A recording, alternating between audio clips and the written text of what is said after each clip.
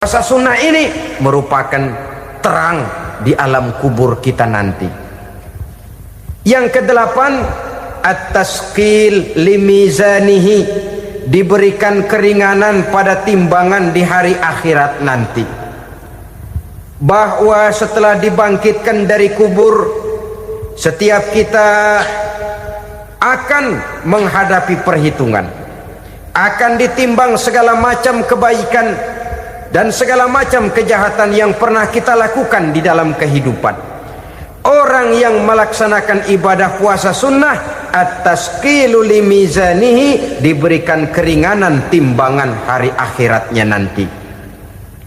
Yang kesembilan, an-najah minal bala, diberikan keselamatan dari segala macam bencana. Dan yang ke-10, as-su'ud ala darajatihi, diberikan ketinggian, naik derajatnya, derajat di dunia, lebih-lebih lagi derajat di akhirat nanti. Assalamualaikum warahmatullahi wabarakatuh. Alhamdulillahi rabbil alamin, wa bihi nasta'inu ala umuri dunya waddin. Salatu wassalamu ala ashrafil anbiya wal mursalin, Sayyidina wa maulana Muhammadin wa ala alihi wa sahbihi ajma'in, amma ba'du. Pada pertemuan kali ini secara khusus kita akan membicarakan tentang puasa ini. Kita akan mulai dari yang pertama, puasa sunnah. Sebagaimana yang kita maklum, sunnah adalah satu perbuatan yang apabila kita kerjakan berpahala, tapi apabila kita tinggalkan tidak merupakan dosa. Hanya saja ia merupakan barometer dan ukuran daripada orang-orang yang cinta kepada sunnah itu sendiri. Ada banyak jenis puasa sunnah ini. Yang pertama, puasa sunnah di bulan Muharram. Rasulullah sallallahu alaihi wasallam bersabda, afdalus siyami ba'da Ramadan syahrullahil Muharram, wa afdalus salati ba'dal faridah salatul lail. Diriwayatkan oleh Muslim dari Abi Hurairah. Puasa yang paling utama sesudah puasa Ramadan tidak lain adalah puasa di bulan Muharram. Dan solat yang paling afdol sesudah solat yang wajib adalah solat pada sepertiga malam yang akhir. Puasa di bulan Muharram merupakan puasa sunnah dan mempunyai nilai yang sangat besar dalam pandangan Allah Subhanahu wa ta'ala. Buat mereka yang mampu melaksanakan puasa sunnah di bulan Muharram ini, boleh melaksanakannya selama 10 hari. Hari yang pertama, boleh juga 3 hari saja, atau setidak-tidaknya 1 hari daripada bulan Muharram. Yang kedua, puasa 10 hari daripada bulan Zulhijjah. Karena bulan Zulhijjah ini memang termasuk bulan yang dimuliakan oleh Allah Subhanahu wa ta'ala. Pertama, di sana ada hari Tarwiyah, ada hari Arafah, ada hari kurban, ada talbiyah, ada pelaksanaan haji dengan segala manasiknya. Maka puasa sunnah di bulan Zulhijjah merupakan amalan yang sangat utama dan besar pahalanya dalam pandangan Allah Azza wa Jalla. Sebagian ulama menjelaskan, man shoma hazihil ayyam akramahullahu bi asyri asya'in. Siapa orang yang melaksanakan ibadah puasa sunnah pada hari-hari 10 di bulan Zulhijjah ini, Allah Subhanahu wa ta'ala akan memuliakannya dengan 10 macam perkara. Saudara, ini keuntungannya. Yang pertama, orang yang puasa di hari-hari 10 bulan Zulhijjah diberikan al-barakah fi umrihi, diberikan keberkahan pada umurnya. Setiap kita ingin memperoleh umur yang berkah. Umur yang berkah itu yang bagaimana? Apa yang jumlahnya panjang? Mungkin. Tetapi yang jelas umur yang berkah ini adalah umur yang bisa dipertanggungjawabkan di hadapan Allah Subhanahu wa taala. Artinya umur yang diisi penuh dengan kebajikan, umur yang diisi dengan segala macam kegiatan ibadah, dan umur yang dengan demikian sungguh pun kita sudah mati, jasad terkubur dalam tanah, nama kita akan tetap hidup, dikenal orang oleh karena kebajikan yang kita kerjakan. Saya kira akan lebih merupakan azab ketimbang nikmat kalau orang diberikan umur panjang tapi hanya untuk menumpuk-numpuk dosa saja. Kan lebih baik mana? Umur pendek banyak pahala, umur panjang banyak dosa. Lebih baik mana? Saya yakin yang paling baik tentu umur panjang banyak pahala. Paling sial umur pendek dosa melulu. Sudah diberikan umur pendek tidak seberapa, dosa berlipat ganda. Itu kalau orang kampung bilang tekor namanya. Rugi. Umur pendek hanya untuk menumpuk-numpuk dosa. Boleh jadi kalau umat-umat zaman dulu, saudara, mereka diberikan umur panjang. Nabi Adam, kita tahu Nabi Adam itu 2000 tahun umurnya. Nabi Nuh 950 tahun. Umatnya ya rata-rata segitu itu. Nah, kalau mereka misalnya punya umur 800 tahun, lalu 200 tahun mereka melakukan dosa, kan masih punya restan 600 tahun untuk taubat. Karena umurnya diberikan jatah panjang. Kita ini oleh Allah Subhanahu wa taala, umat Nabi Muhammad ini umurnya pendek-pendek. Kalau nyontoh Nabi 63 tahun saja. Kalau diberikan 70 tahun umur kita sekarang, itu sudah dapat jatah lebih 7 tahun. Alhamdulillah bahwa Allah memberikan saat-saat, waktu-waktu, tempat-tempat yang punya nilai istimewa, sehingga umur yang pendek ini bisa bernilai panjang, nilai ibadahnya bisa bernilai pahala seperti umat yang berumur panjang dahulu itu. Karena itu manfaatkan umur dengan baik, dan salah satu keberkahan daripada umur akan datang dengan melaksanakan ibadah puasa sunnah. Ini yang pertama. Yang kedua, az-ziyadatu fi malihi, diberikan tambahan hartanya, menjadi orang kaya. Kaya apa? Kaya hati setidak-tidaknya.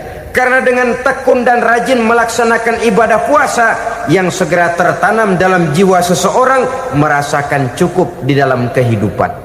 Itulah dia orang yang paling kaya, orang yang hidupnya paling cukup. Kalau orang sudah merasa cukup dalam hidupnya, maka itulah dia orang yang kaya. Saudara-saudara kaum muslimin rahimakumullah, puasa sunnah memberikan tambahan harta, usahanya berkembang, dengan demikian membawa keberkahan, hartanya makin bertambah, akan menunjang ibadahnya kepada Allah, lebih memantapkan dan membawa ketenangan dalam hidupnya. Itu termasuk berkahnya melaksanakan puasa sunnah itu. Yang ketiga, al-hifzu fi iyalihi, diberikan penjagaan, perlindungan terhadap keluarganya, anaknya sehat, sanak famili dan handai tolannya terjaga dan terpelihara dari segala malapetaka, dari segala mara bahaya, kesehatannya terjamin dan terpelihara. Itu sudah merupakan modal yang sangat besar di dalam kita mengarungi kehidupan.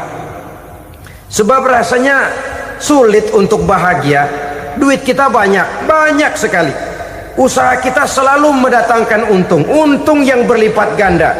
Tapi sebentar-sebentar anak kita sakit, yang ampek, yang korengan, yang kena musibah, ndak tak karu-karuan sakit, berobat sampai jutaan rupiah.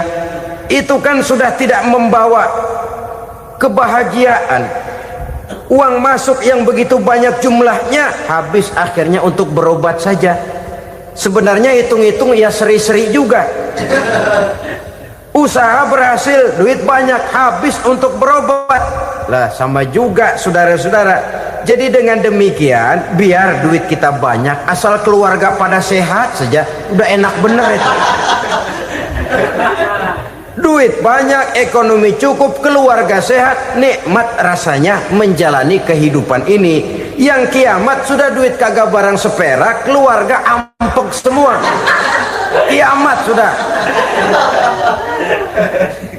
Saudara hadirin yang saya hormati, jadi yang ketiga, Allah memberikan pemeliharaan terhadap keluarganya. Satu kali orang dipelihara Allah, tidak satu kekuatan pun yang bisa mencelakakan. Satu kali orang disengsarakan Allah, tidak satu tenaga pun yang mampu menyelamatkannya. Itulah sebabnya perlindungan Allah, pemeliharaan Allah terhadap diri dan keluarga sangat kita perlukan di dalam kehidupan ini. Dengan melaksanakan ibadah puasa, kita mendekatkan diri kepada Allah. Dengan dekat kepada Allah, maka Allah pun dekat kepada kita. Sehingga dalam hadis qudsi dikatakan, ta'arraf ilallahi firraha ya'rifka fi syiddah. Ingatlah kepada Allah di waktu kamu senang, agar Allah ingat kepada kamu di waktu kamu susah. Yang kita laksanakan kadang-kadang sebaliknya. Waktu susah kita ingat Allah, waktu senang kita lupa Allah. Akhirnya nanti pada waktu kita melarat, kebelangsak, susah dan sebagainya, pertolongan tidak akan datang kepada kita. Benar, ta'arraf ilallah firraha ya'rifka fi syiddah. Ingatlah kepada Allah di waktu kamu susah, ingatlah kepada Allah di waktu kamu senang, agar Allah ingat kepadamu di waktu kamu mendapat kesusahan. Umumnya watak manusia memang kalau sudah dapat susah, ingat kepada Allah. Waktu duduk, waktu berbaring, sambil tidur, dalam segala keadaan Allah disebutnya, Allah dimintakan pertolongannya. Tapi dikala dia berada pada posisi di atas angin, merasa senang, bahagia, Allah terlupakan. Saudara-saudara kaum muslimin, itu yang ketiga. Yang keempat, at-takfiru li sayyiatihi. Orang yang melaksanakan puasa sunnah itu diampuni segala dosa dan kesalahan yang telah dilakukannya. Dan yang kelima, at-tad'ifu li hasanatihi, diberikan balasan yang berlipat ganda dari segala kebaikan yang dikerjakannya. Satu berbalas 7, 7 bisa berbalas 10, 10 masih berbalas 100, masih ditambah dengan wallahu yudha'ifu liman yasha. Allah melipat gandakan pahala orang-orang yang dikehendakinya. Maka carilah satu kebaikan yang apabila kita kerjakan, dosa akan dihapus dan nilai pahalanya menjadi berlipat ganda. Satu kali kita bekerja, 2-3 pulau bisa kita raih dan kita jangkau. Yang keenam, orang yang melaksanakan puasa sunnah di bulan Zulhijjah, at-tashil li sakarati mautihi, diberikan kemudahan pada saat menghadapi sakaratul maut. Maut a mysterious problem. Dia adalah pintu yang setiap orang pasti akan memasukinya. Bahwa mati adalah mati, itu semua kita tahu. Tapi hakikat orang pada saat menghadapi mati itu kan berbeda-beda. Ada yang matinya itu gampang sekali, persis orang tidur saja, tidak nampak gelisah, tidak bikin susah yang hidup, tidak gelimpangan di tempat tidur, persis seperti orang mau tidur saja. Ada yang sulit sekali menghadapi sakaratul maut, gelimpangan di tempat tidur, bikin bingung orang yang nunggu. Kadang-kadang seperti kerbau digorok lehernya. Saudara-saudara, sulit menghadapi sakaratul maut. Oleh karena itu Rasulullah sallallahu alaihi wasallam sering beliau itu kalau berdoa membaca Allahumma hawin alayya fi sakaratil maut, ya Allah, mudahkan saya di dalam menghadapi sakaratul maut. Rasulullah saja, saudara, orang yang ibadahnya paling banyak, orang yang hatinya paling bersih, orang yang akhlaknya paling luhur, masih berdoa semacam ini. Mohon dimudahkan oleh Allah agar mudah menghadapi sakaratul maut. Apalagi kita, terus terang kita ini paling-paling kelas muhtalid, bangsa ama pahala mau ama dosa doyan. Lebih perlu lagi menghadapi sakaratul maut, sehingga apabila malaikat maut datang menjemput nyawa kita, dimudahkan, jangan dibikin sulit, supaya mudah. Jadilah orang baik-baik. Biasanya kalau banyak yang mati, malaikat maut juga kali main-mainin dulu tuh orang, kutak-katik, ditakut-takutin dan segala macam. Saudara hadirin yang saya hormati, maka menghadapi sakaratul maut ini merupakan kunci. Apakah seseorang bisa husnul khatimah atau bisa su'ul khatimah? Salah satu jalan untuk memudahkan diri menghadapi sakaratul maut, melaksanakan puasa sunnah di bulan Zulhijjah ini. Yang ketujuh, ad-diya'u li zulumati qabrihi, diberikan terang di alam kuburnya. Kubur, saudara tahu, saudara tentu sering lihat orang dimasukkan ke liang lahat, ditutup dengan papan, dinding ari kata kita di kampung, lalu diuruk lagi dengan tanah. Dalamnya liang lahat, gelapnya liang lahat, gelapnya diuruk dengan tanah, gelapnya di dalam kubur, tiga gelap yang menjadi satu. Bapak moyangnya gelap.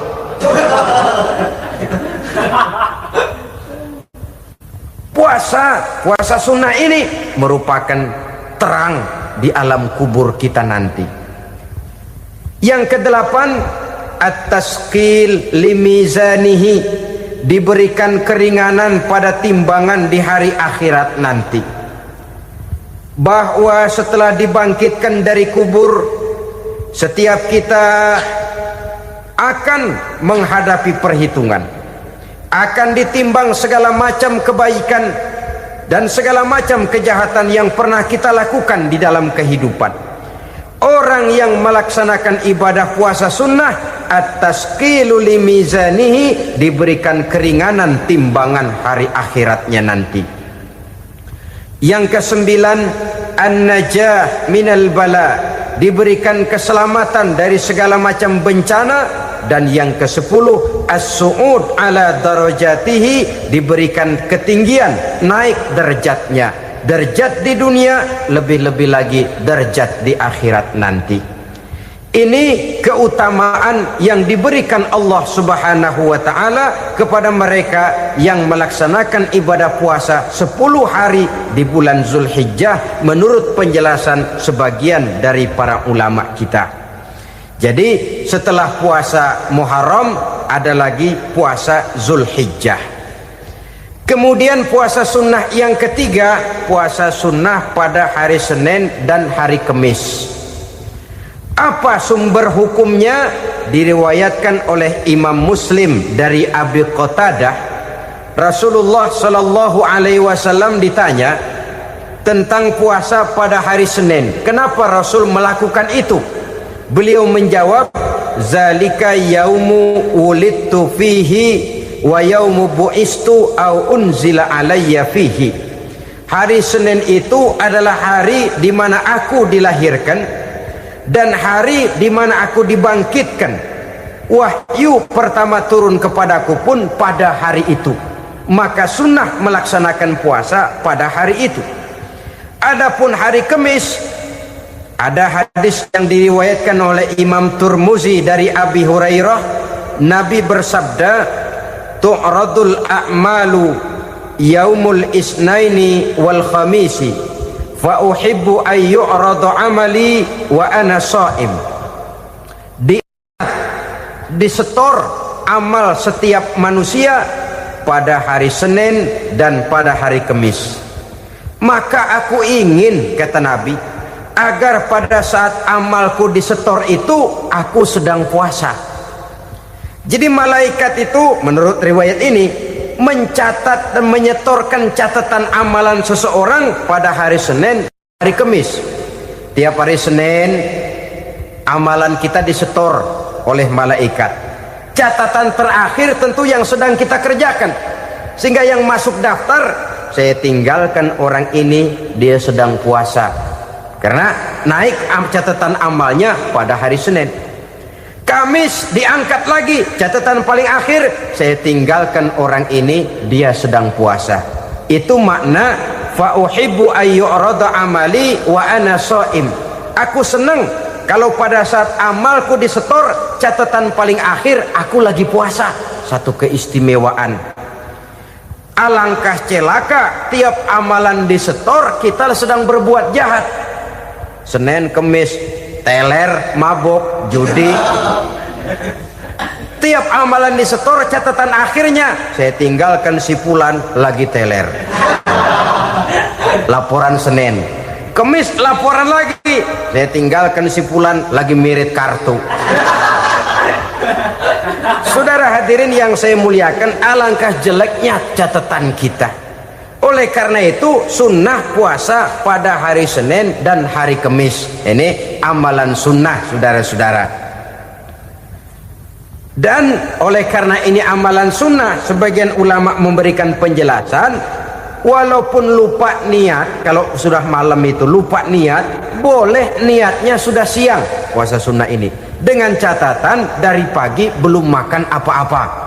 Malam saudara lupa, tahu-tahu ingat ini hari Senin, dah jam 10, niatlah jam 10 itu, sah puasanya asal dari pagi belum makan apa-apa. Tapi kalau sudah dapat 2 piring baru niat jam 10, itu lain, ngojek namanya.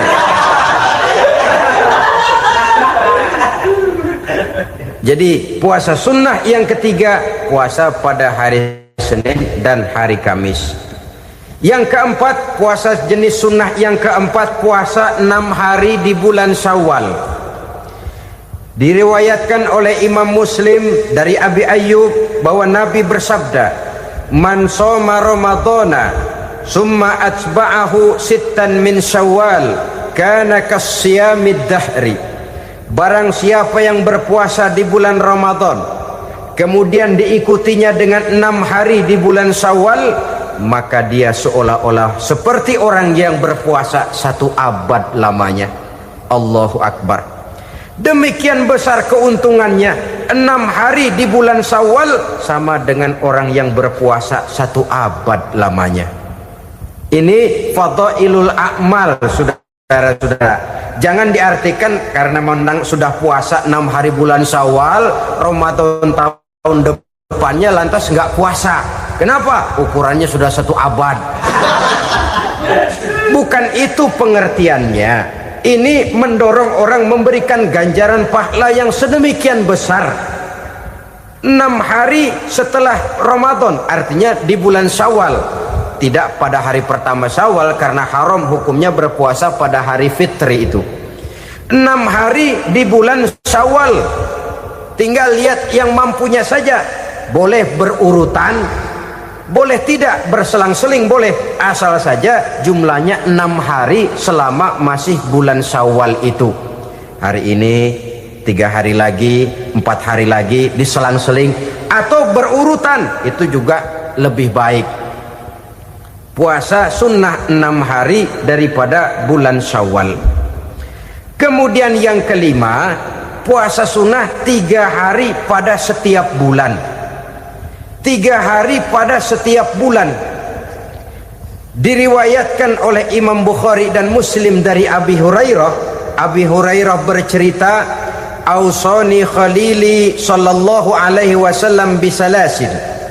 Kekasih saya Rasulullah berwasiat kepada saya, memesankan benar-benar kepada saya untuk melaksanakan 3 amalan yang terpuji.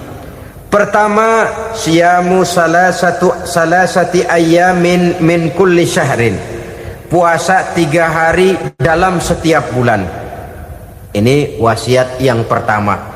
3 hari pada setiap bulan. Tidak peduli bulan apa saja. Dalam artian ya bulan menurut perhitungan Islam ya. Muharram, Safar, Rabiul Awal, Rabiul Tsani, Jumadal Ula, Jumadil Akhir, Rajab, Sya'ban, Ramadan, Syawal, Zulqa'dah, Zulhijjah dan selanjutnya. 3 hari pada setiap bulan. Tanggalnya tanggal berapa saja. Lebih utama pada yang disebut Yaumul Bil, yaitu hari-hari di mana bulan menunjukkan purnama. Tanggal 13, tanggal 14 dan tanggal 15 pada setiap bulannya itu disunahkan melaksanakan puasa. Itu wasiat pertama, puasa 3 hari pada setiap bulan. Wasiat yang kedua, waraqatai duha, melaksanakan sholat duha sekurang-kurangnya 2 rakaat. Itu wasiat yang dipesankan benar kepada saya, kata Abi Hurairah. Pertama, puasa 3 hari pada setiap bulan. Yang kedua, usahakan jangan meninggalkan 2 rakaat minimal daripada sembahyang duha. Kita tahu sembahyang duha itu sembahyang sunnah di waktu pagi seketika matahari naik sepenggalahan. Sekurang-kurangnya 2 rakaat, sebanyak-banyaknya 8 rakaat. Di antara fadilah atau keutamaan daripada sholat duha ini yaitu menyangkut masalah rezeki dan usaha. Kemudian wasiat yang ketiga, wa an utira qabla an anama. Beliau sangat berwasiat kepada saya untuk sholat witir sebelum tidur. Artinya sholat malam sebagai amalan sunnah di dalam kehidupan kita. Jadi saudara-saudara, dalam hidup ini kita akan selalu berbentur dengan keperluan. Kalau pada satu saat kita sudah sampai kepada tahap berpikir ini keperluan saya, tentu hal-hal semacam ini akan kita kerjakan. Kita belum tergerak melaksanakan ini semua oleh karena barangkali kita merasa belum memerlukannya. Karena itu marilah kita berusaha di samping melaksanakan puasa yang wajib juga melaksanakan puasa yang sunnah di dalam kehidupan kita. Ini jenis puasa-puasa yang sunnah. Kemudian yang kedua, ada macam puasa yang disebut puasa nazar. Hukum pelaksanaannya wajib apabila nazarnya sudah terwujud. Puasa nazar, puasa yang dikaitkan dengan suatu persoalan. Umpamanya, kalau saya lulus ujian, saya akan puasa 1 minggu lamanya. Begitu ujiannya ternyata lulus, dia wajib bayar nazarnya. Puasa 7 hari, tidak lagi sunnah tapi wajib karena dia nazarkan. Asal saja tidak sah nazar kepada yang makruh apalagi kepada yang haram. Umpamanya nazar kalau tembus 6 nomor mau puasa 3 hari. Itu nazar semacam itu bukan saja tidak sah tapi haram hukumnya. Tidak boleh nazar kepada yang makruh apalagi kepada yang haram. Jadi apabila maksud yang sudah kita niatkan tercapai, wajiblah nazar itu dibayar, yaitu kalau nazarnya sunnah melaksanakan ibadah puasa. Saudara-saudara kaum muslimin rahimakumullah. Jenis puasa yang ketiga kita kenal dengan puasa wajib. Dan ini kita laksanakan pada bulan suci Ramadan. Tentang teknis pelaksanaan ibadah puasa di bulan Ramadan sudah pernah saya bicarakan pada pertemuan tentang Ramadan dan Idul Fitri. Pada kesempatan ini saya hanya ingin mengajak bahwa di dalam melaksanakan ibadah puasa Ramadan ini, marilah kita mengadakan evaluasi. Kenapa demikian? Barangkali secara jujur, walaupun agak berat, saya masih harus berkata, masih banyak di antara kita umat Islam yang di dalam melaksanakan suatu ibadah terjebak dalam rutinitas ritual. Apa itu rutinitas ritual? Itu bahasa susah. Berhubung saya tidak ingin bicara yang susah-susah, kita bicara yang mudah-mudah saja. Maksud saya, banyak di antara kita umat Islam yang di dalam melaksanakan suatu ibadah itu hanya dengan prinsip asal sekadar gugur kewajiban saja. Akibatnya, sampai sejauh mana ibadah itu berhasil membentuk kepribadian diri kita, kita jarang mengadakan evaluasi dan penilaian. Solat yang penting gugur kewajiban. Puasa yang penting sudah gugur kewajiban. Haji yang penting sudah gugur kewajiban.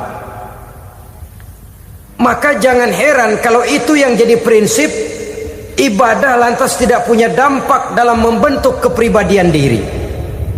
Banyak orang yang rajin sholat tapi munkarnya jalan terus. Sampai kadang-kadang kita bingung, yang sembahyang dia, yang nyolong dia. Puasanya kelihatannya tekun, tapi tidak punya kepekaan sosial. Sama yatim piatu bersifat masa bodoh, sama fakir miskin malah gemes. Tidak lantas tumbuh kepekaan sosial, walaupun dia sudah ikut merasakan tidak enaknya lapar dan haus.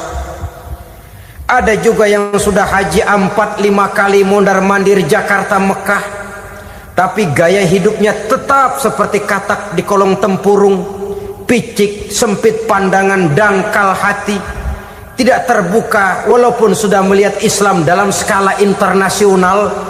Yang dia lihat, yang dia saksikan, yang dia pandang tidak sanggup menggugah dan mengubah jiwanya, tidak bisa mewarnai pandangan hidupnya. Inilah akibatnya kalau ibadah hanya dikerjakan dengan prinsip asal sekadar gugur kewajiban. Hasilnya yaitu tadi, hajinya cuma menang topi putih sama serban. Sholatnya cuma prinsip asal gugur kewajiban.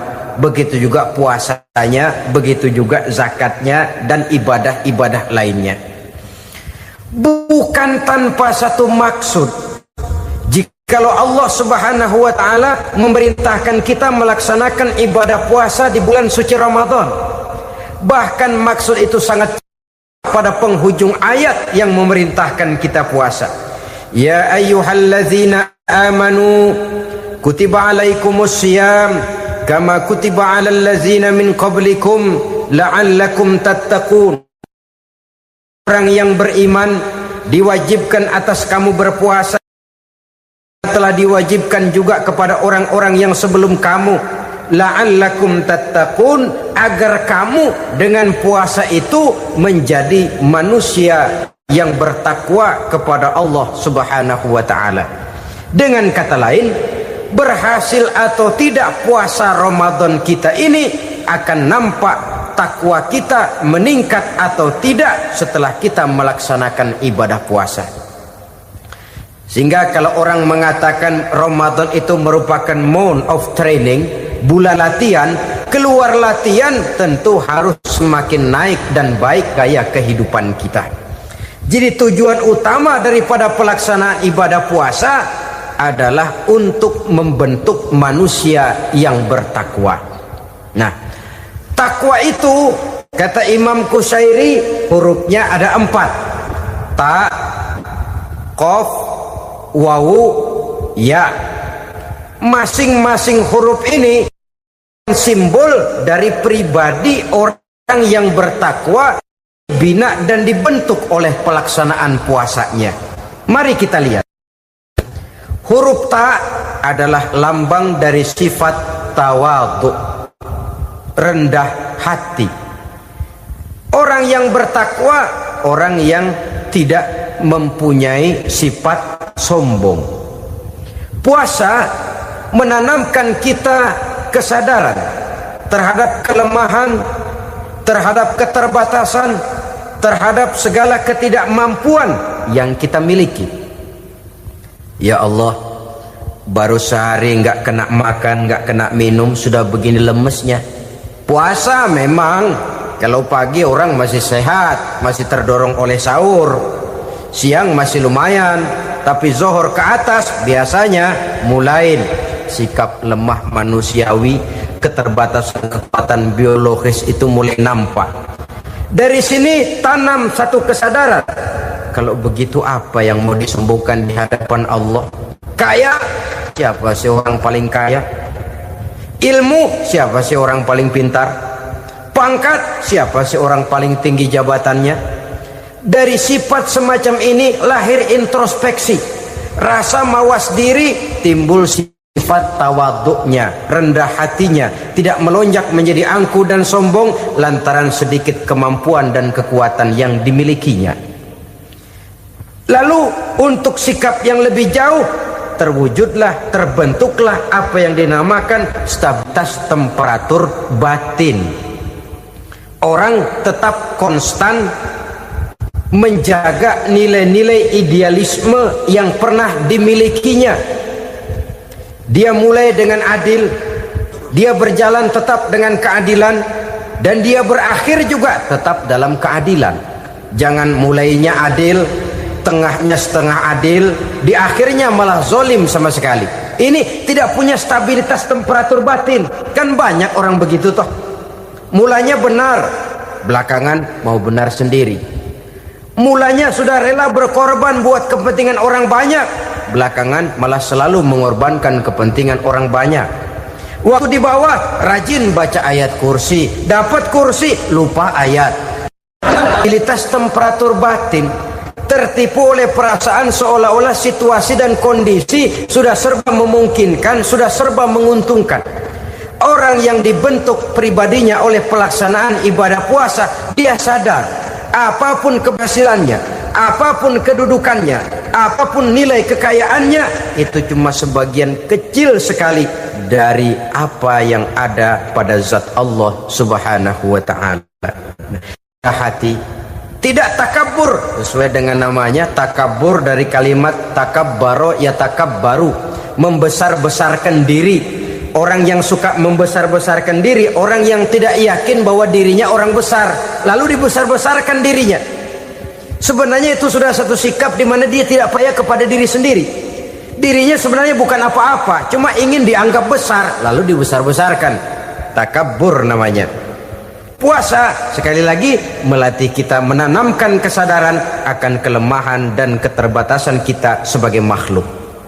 Itu sikap tawadu. Fir'aun, saudara tahu Fir'aun, lama-lama dia jadi raja, lupa diri dan lupa daratan, melonjak menjadi angku dan sombong sampai kepada puncak kekurang ajarannya, memproklamirkan dirinya menjadi Tuhan. Hitler juga begitu. Pendeknya orang manakala tidak ada kesadaran tentang dari mana segalanya berasal dan kemana segalanya akan kembali, dia mudah out of control. Kalau sudah out kontrol, maka dia akan melakukan perbuatan yang melampaui batas. Itu yang pertama. Jadi orang takwa, orang yang rendah hati, salah satu tujuan daripada pelaksanaan ibadah puasa menanamkan sikap rendah hati. Dari sikap rendah hati ini yang timbul lalu apa? Kepekaan sosial. Kalau saya puasa, saya sudah merasakan bagaimana tidak enaknya lapar. Saya sudah merasakan bagaimana tidak enaknya haus. Tapi bagaimanapun, saya lapar cuma sebentar, saya haus cuma sebentar. Selesai maghrib, lapar saya hilang, haus saya hilang. Bagaimana yatim piatu, orang-orang tua jompo yang perlu santunan, orang-orang miskin yang terkapar di kolong-kolong jembatan, yang tiap hari merasakan perasaan seperti ini, tanpa tahu kapan hidup dan nasibnya akan berubah. Tidur beratapkan langit, berselimut koran. Kalau demikian, saya ini beruntung. Kalau demikian, apa yang bisa saya lakukan untuk mereka? Kepekaan sosial ini lalu timbul dalam apa yang orang sekarang namakan solidaritas, kesetiakawanan sosial. Hidup tidak hanya untuk kepentingan diri dan perutnya sendiri saja, tapi mau menolong, mau membantu orang yang memang memerlukan bantuan dan pertolongan itu sendiri. Jangan setelah tahu lapar tidak enak, haus tidak enak, tapi kita tidak mau tenggang rasa, tidak mau timbang rasa. Begini loh tidak enaknya lapar, begini loh tidak enaknya haus. Ini terjadi pada diri saya masih mampu, masih berbuka puasa. Bagaimana yang tiap hari merasakan seperti ini? Tidak Ramadan, tidak Syawal, tidak Zulqa'dah, tidak Zulhijjah, selalu kelaparan dan kehausan. Dari sana timbul kepekaan sosial. Lalu lahirlah sikap pemurah, dermawan, mau menoleh ke kiri dan ke kanan. Bahkan Al-Quran itu sampai mengancam betul. Ara'aita allazi yukadzibu bid-din fadzalika allazi yad'u al-yatim wa la mendustakan agama. Islam mendustakan Islam. Salat dia tapi mendustakan salat. Puasa dia tapi mendustakan puasa. Siapa mereka itu? Fadzalika allazi yad'u al-yatim. Merekalah orang-orang yang meninggalkan anak-anak yatim. Wa la yahuddu ala ta'amil miskin, dan tidak pernah memberi pertolongan, tidak memerintahkan memberi makan kepada fakir miskin, walaupun dia berada pada posisi dan kondisi yang memang dia mampu. Nah, kalau dia tidak mampu itu lain soal. Dia mampu, dia tahu, dan dia diam saja, itu termasuk yukadzibu biddin, orang-orang yang mendustakan agama. Berlindung kita kepada Allah, jangan sampai termasuk ke dalam kelompok itu. Yang kedua saudara, huruf takwa itu qaf. Qaf adalah lambang dari sifat qanaah. Qanaah artinya merasa cukup. Puasa melatih kita untuk bersikap cukup dalam hidup.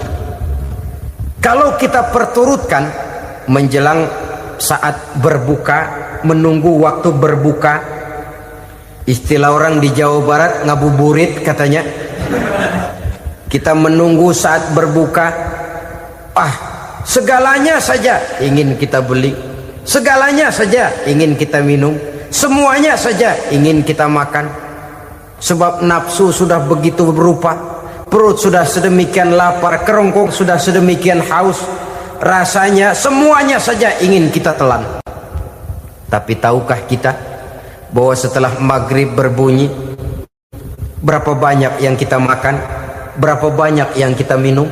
Sesuaikah dengan keinginan kita tadi siang? Tadi siang semuanya ingin kita makan, tadi siang semuanya ingin kita minum. Setelah berbuka, berapa banyak yang kita makan, berapa banyak yang kita minum? Itulah kehidupan. Segalanya ingin kita kuasai, segalanya ingin kita punyai, tapi berapa sih yang benar-benar kita perlukan? Maka orang kaya adalah orang yang hidupnya cukup. Orang miskin hakikat yang selalu merasa kurang. Bagaimanapun besar rumah, banyak uang kita, berpuluh kendaraan kita, kalau hidup selalu merasa kurang, itu artinya kita masih miskin. Maka jikalau ingin menjadi orang kaya, kuncinya hakikatnya cuma satu, hati kita merasa cukup dengan yang diberikan Allah, bersyukur atas segala nikmatnya, dan dengan syukur itu nikmat itu akan ditambah oleh Allah Subhanahu wa ta'ala.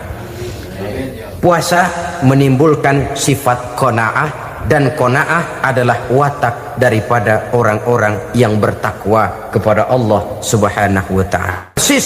Seperti orang minum air laut, makin diminum makin haus, makin diminum makin kering tenggorokan. Begitulah orang berhadapan dengan materi. Tadinya dia akan senang kalau dia merasa punya tanah ratusan hektar.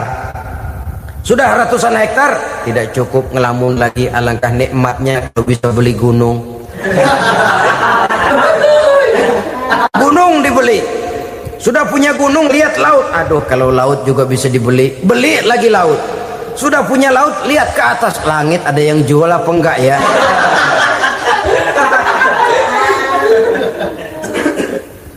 seperti orang berhadapan dengan air laut yang makin diminum makin membuat kita haus dan makin kering tenggorokan ini.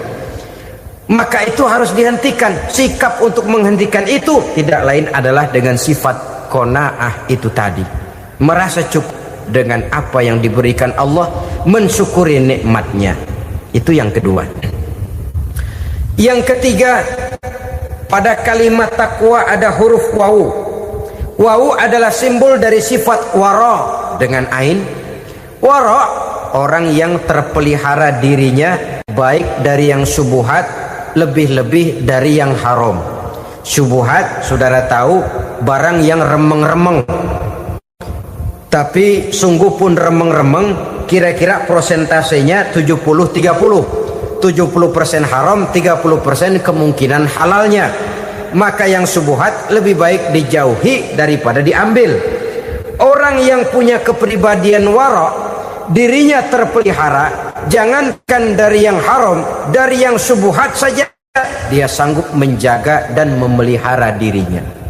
Oleh karena itu saya heran kalau orang di bulan Ramadan dia sanggup menjaga diri di waktu siang dari jenis makanan yang halal, dari jenis minuman yang haram. Ada tahu nganggur di meja siang, enggak dia makan. Ada air teh nganggur di meja siang, enggak dia makan. Padahal itu jenis makanan dan minuman yang halal. Tapi ketika datang maghrib, dia berbuka dengan makanan yang dibeli dari uang yang dihasilkan dengan cara yang haram. Bukankah itu sesuatu yang terbalik? Bukankah dengan demikian sudah tidak lagi menimbulkan sikap yang bisa memelihara dan menjaga kepribadian diri? Orang yang membiasakan diri terpelihara dari yang syubhat apalagi yang haram, maka baik yang dipakainya, yang diminumnya, yang dimakannya terdirilah dari barang-barang yang baik yang dihalalkan oleh agama. Wara.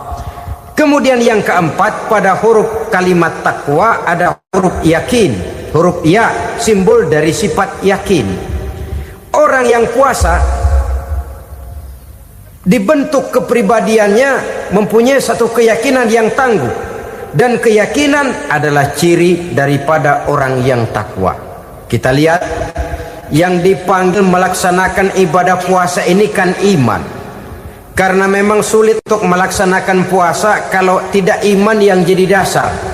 Setidaknya seperti sudah pernah saya sampaikan, ibadah puasa ini memang sulit terkena penyakit show. Kalau kita sholat barangkali terangsang karena kelihatan orang lain.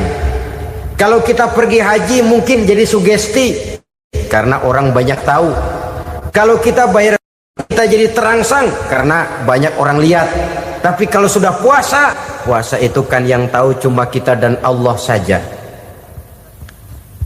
Ya, kita sholat, orang lain lihat, kita jadi rada semangat. Kita pergi haji, orang lain banyak ngantar, kita semangat. Kita bayar zakat, orang lain banyak saksikan, kita bersemangat. Tapi kita puasa, siapa yang mau nyaksiin kita puasa? Siapa yang mau memuji kita puasa? Siapa yang mau menyanjung kita puasa? Itu cuma urusan kita dan Allah. Oleh karenanya dasar daripada pelaksanaan ibadah yang harus mencegah tenggorokan segalanya jadi nikmatan. Tidak ada kerja yang lebih indah selain kerja yang didasarkan kepada satu keyakinan bahwa yang kita kerjakan itu adalah sesuatu yang benar. Dalam hal ini sesuatu yang diperintahkan oleh Allah Subhanahu wa taala kepada kita. Saudara-saudara kaum muslimin rahimakumullah. Demikianlah titik evaluasi kita. Jangan berpuasa hanya dengan prinsip asal sekadar menggugurkan kewajiban saja, yang akan berakibat Ramadan tahun ini berakhir begitu, Ramadan terjebak menjalani rutinitas ritualnya saja. Bahkan kadang-kadang yang nyata betul, Nabi menganjurkan tingkatkan ibadah pada 10 hari yang akhir di bulan Ramadan, tanggal 20 sampai akhir Ramadan. Yang kita praktekkan malah kegiatan ibadah kita justru menurun pada 20 Ramadan yang akhir. Coba lihat 20 Ramadan ke atas, itu pasukan tarawih paling kelas 60-70 tahun ke atas. Kemana Mana yang lain sudah berpikir menghadapi lebaran, berpikir pulang mudik, berpikir macam-macam. Akibatnya konsentrasi ibadah lalu buyar. Dianjurkan Rasul, tingkatkan ibadah pada 10 hari yang terakhir. Kita malah makin ke akhir makin lancip.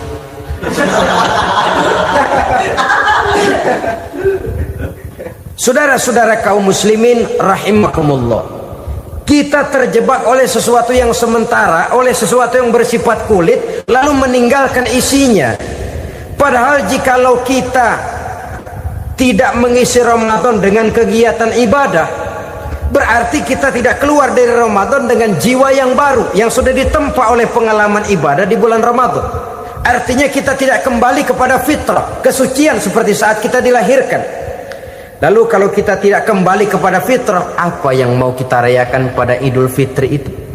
Di mana letak kegembiraan kita? Di mana letak kebahagiaan hati? Kembalikah kita kepada fitrah? Tidak. Benarkah puasa yang kita kerjakan? Kelihatannya juga tidak. Adakah dampak dari pelaksanaan ibadah dalam pribadi kita? Tidak. Kadang-kadang Ramadan selesai malah teriak merdeka.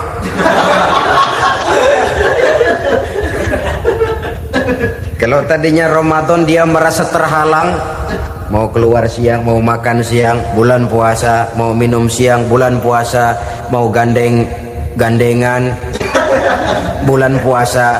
Ramadan selesai, kibarin bendera, teriak merdeka. Lalu kembali merajalela. Saudara-saudara, dampaknya tidak akan kelihatan. Padahal puasa yang baik, la'allakum tattaqun, membentuk manusia yang bertakwa kepada Allah Azza wa Jalla. Nah, sekarang apa kemudahan dan keistimewaan yang akan diberikan Allah kepada mereka yang sampai kepada tingkat takwa ini? Al-Quran menjelaskan, pertama, may yattaqillaha yaj'al lahu makhraja. Barang siapa yang bertakwa kepada Allah Subhanahu wa taala, maka dia akan diberikan makhraja. Makhraja itu jalan keluar dari segala macam kesulitan. Jalan keluarnya ada saja. Menurut ukuran kemampuan dia tidak mungkin, mustahil, tidak bisa, mana mungkin. Tapi pada waktunya ada saja jalan keluarnya. Termasuk jenis yang yaj'al lahu makhraja. Orang yang bertakwa kepada Allah selalu diberikan jalan keluar dari segala kesulitan yang dihadapinya. Siapa sih orangnya yang tidak pernah sulit dalam hidup ini? Siapa orang yang tidak pernah mengalami kesulitan? Tapi kadang orang menilai, itu kelihatannya hidupnya enak aja ya, kayaknya nggak pernah mengalami kesulitan. Sebenarnya bukan tidak pernah mengalami kesulitan, Allah selalu memberikan jalan keluar dari segala kesulitan yang dihadapinya. Lah kalau Allah yang memberikan jalan keluar, tentu sangat mudah sekali. Orang yang bertakwa diberikan jalan keluar dari segala macam kesulitan. Satu. Yang kedua, wa yarzuqhu min haitsu la yahtasib. Dia akan diberikan rezeki oleh Allah dengan jalan yang tidak disangka-sangka. Rezekinya datang dengan cara yang tidak disangka-sangka. Gajinya mungkin kecil, tapi penghasilannya gede. Kan itu yang penting. Gaji dan penghasilan kan lain tuh. Boleh jadi gaji kecil, asal penghasilan gede, kan nikmat hidup itu. Nah, penghasilan ini ada yang bisa kita perkirakan. Bisa kita perkirakan. Misalnya gaji itu tadi. Kalau saya kerja, gaji saya begini. Ada rezeki yang masuk min haitsu la yahtasib. Tidak kita sangka-sangka. Tidak kita duga-duga. Tahu-tahu ada saja rezeki. Datang orang, bawa persoalan yang mendatangkan hasil.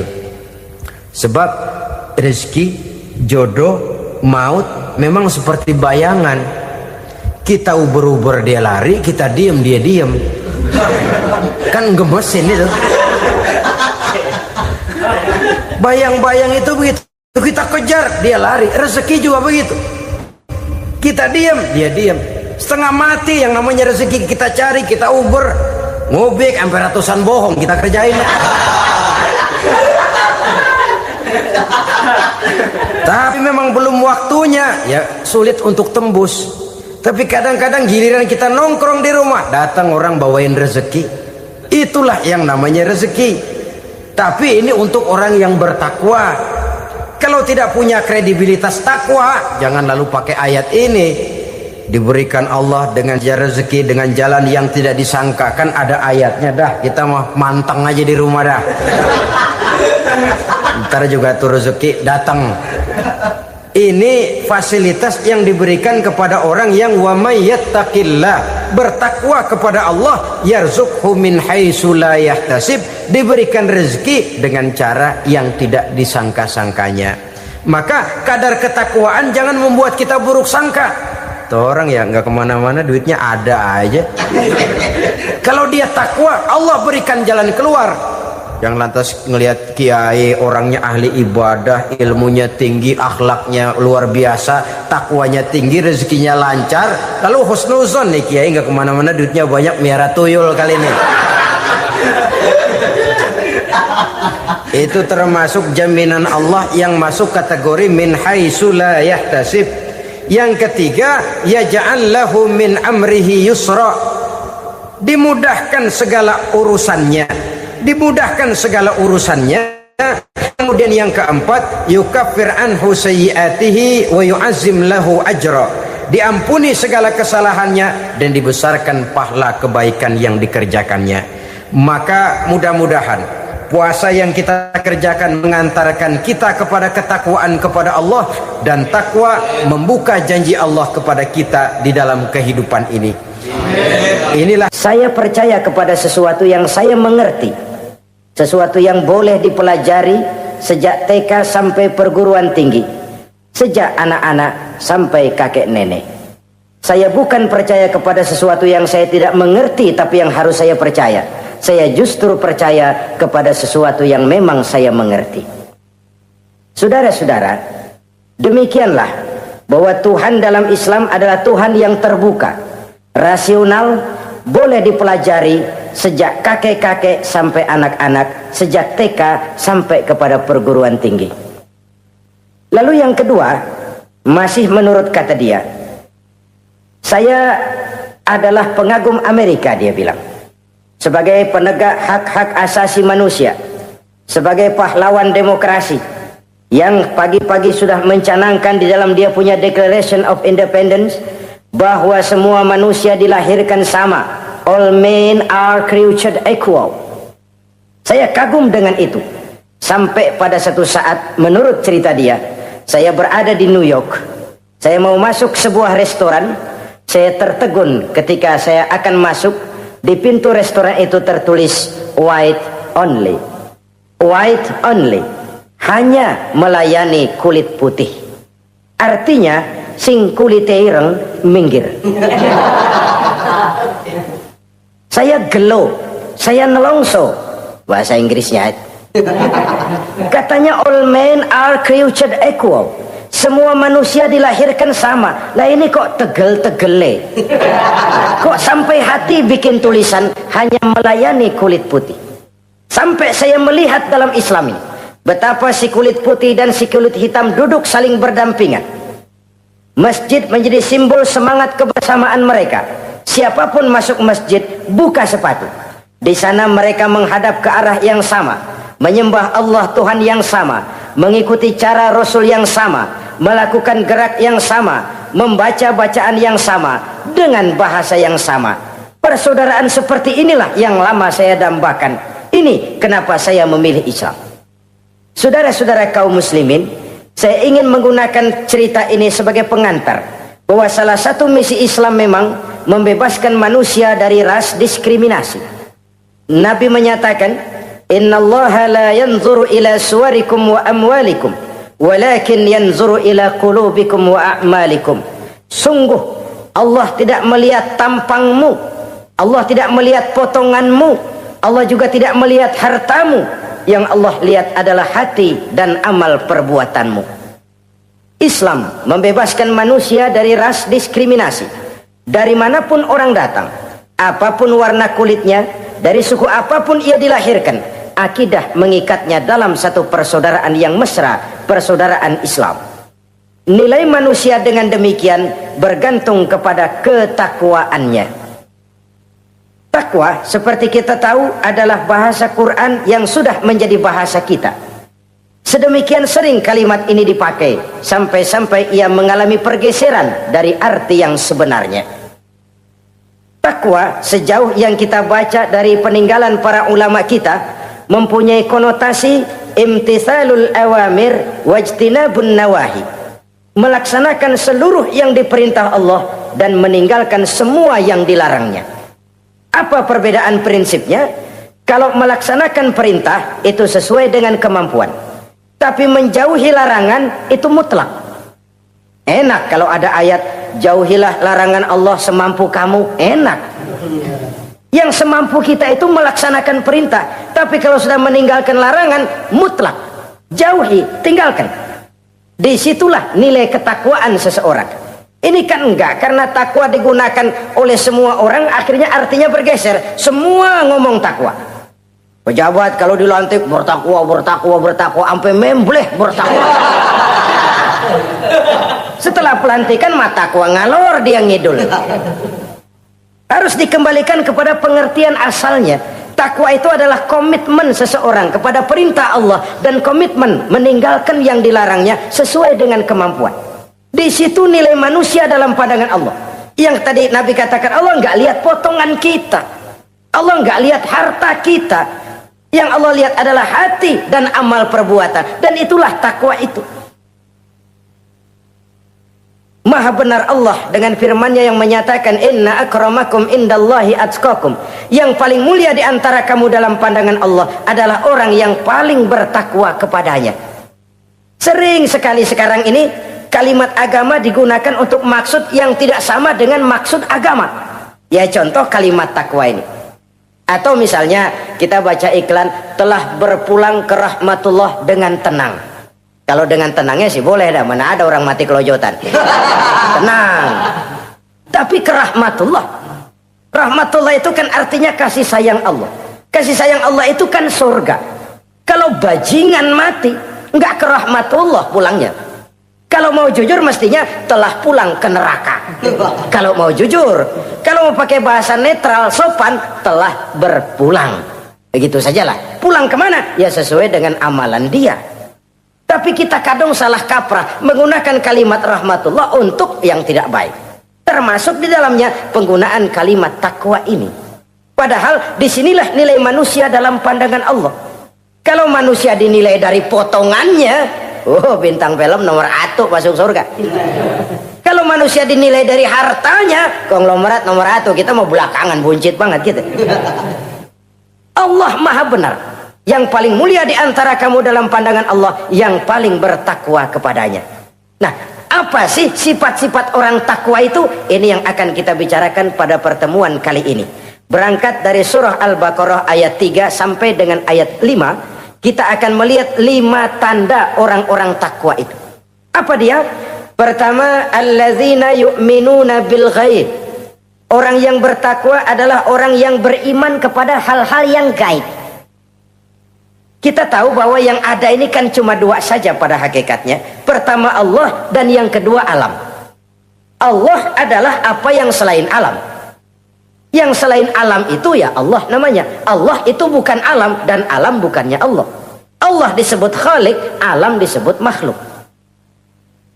Kemudian alam ini kan ada 2 macam. Ada alam nyata, ada alam gaib. Ada alam syahadah, ada alam gaib. Alam nyata kita sebut dengan alam fisika, dan alam gaib kita namakan dengan alam metafisika. Termasuk dalam alam gaib ini kita wajib beriman. Akhirat, alam gaib, kita percaya akhirat itu ada. Alam kubur, alam gaib, kita yakini keberadaannya. Malaikat, alam gaib. Jin, alam gaib. Setan, genderuwo, memedi, kuntilanak, tuyul. Kita percaya kepada iblis, percaya bahwa iblis itu ada. Kita percaya kepada malaikat, percaya bahwa malaikat itu ada. Dan kepercayaan ini sudah nature. Kalau kita lihat dalam dunia animisme, Orang dahulu menyembah pohon sebenarnya kan karena dia percaya bahwa pohon punya kekuatan. Kekuatan itu yang disembah untuk mengharap manfaatnya atau terhindar dari bahaya yang bisa ditimbulkannya. Orang menyembah api karena percaya di balik api itu ada kekuatan. Orang menyembah lautan begitu, orang menyembah gunung begitu. Nah, Islam mengarahkan ini kepada hal-hal yang lebih konkret. Percaya kepada alam gaib, bahwa di balik alam nyata ini ada alam yang tidak nyata. Apakah itu namanya akhirat, alam barzah, malaikat, jin, itu semua termasuk di dalam alam yang gaib. Orang yang bertakwa, alladzina yu'minuna bil ghaib, dia percaya kepada yang gaib-gaib itu. Percaya tentang adanya. Bukan percaya kepada iblis, lalu ngikutin si iblis, bukan. Kita percaya yang namanya iblis itu ada, setan itu ada, jin itu ada, malaikat itu ada, alam kubur itu ada. Sebagai makhluk yang diciptakan oleh Allah, dan Allah sebagai khalik. Baik alam syahadat, baik alam gaib, penciptanya tetap Allah subhanahu wa ta'ala. Allah menciptakan siang, Allah ciptakan malam, Allah ciptakan yang baik, Allah ciptakan yang tidak baik. Apa perlunya? Ada manfaatnya untuk keseimbangan dalam alam ini. Manusia kan diberikan kebebasan, bahwa segala sesuatu sudah ditentukan Allah memang, tapi kan tidak diberitahukan ke kita. Alam naj'al lahu 'ainaini wa lisana wa syafatain. Bukankah kami berikan kamu dua mata, dua telinga, lidah? Bukankah kami berikan kamu kemampuan untuk berpikir? Kami berikan tunjukkan dua jalan, yang baik, yang tidak baik. Kira-kira, manusia, ini jalan kebaikan, akhirnya akan sampai ke surga. Ini jalan kejahatan, akhirnya akan sampai ke neraka. Silakan kamu memilih. Agar kamu tidak salah pilih, kami berikan otak, kami turunkan rasul, kami turunkan wahyu, kami turunkan agama. Kalau sudah sedemikian komplitnya masih salah pilih juga, emang dasar rezeki bonyok. Dikasih otak, diturunkan nabi dan rasul, diturunkan wahyu, ditunjukkan jalan kebenaran. Malahan kata Imam Mustafa Al-Maraghi, Allah memberikan petunjuk kepada kita itu bertahap. Pertama diberikan yang namanya hidayatul ilham, insting. Insting ini tingkatan dasar yang sangat diperlukan oleh manusia. Kita bisa lapar, kita bisa sedih, kita bisa gembira, kita bisa nangis, kita bisa ketawa. Nggak ada yang ngajarin. Belum pernah saya melihat ada kursus ketawa, belum pernah. Belum pernah ada akademi pertangisan, nggak ada. Itu insting yang kita bawa sejak lahir. Dan anehnya, ketawa tiap orang nggak sama, nangis tiap orang nggak sama. Itu insting. Bayangin kalau itu nggak ada, kita nggak bisa sedih, nggak bisa gembira, kita nggak bisa ketawa, nggak bisa nangis. Polos hidup ini, kayak boneka. Nggak ada insting. Nah, ini juga diberikan kepada binatang. Binatang kan cuma instingnya insting rendah. Binatang marah bisa marah, tapi perasaan mulia binatang nggak punya. Kepengen dipuji kan kagak ada binatang. Dia cuma punya perasaan-perasaan rendah. Marah, pengen tahu kebo kita sodok, marah dia. Perasaan rendah, lapar binatang punya, kenyang binatang punya, tapi perasaan tinggi binatang nggak punya. Kepengen hidup lebih baik, nggak ada. Kepengen hidup terhormat, nggak ada. Senang kalau dipuji, nggak ada. Coba dah kebo kita puji habis-habisan, diam aja dia. Waduh, lu bukan main, hebat bener. Ya tetap aja kebo. Atau kita caci maki, nggak bakal dia marah. Ini perasaan tinggi, ingin lebih baik, ingin lebih terhormat, senang kalau dipuji, marah kalau dicaci. Itu perasaan tinggi yang hanya diberikan kepada manusia. Manusia dipuji senang, dicaci marah.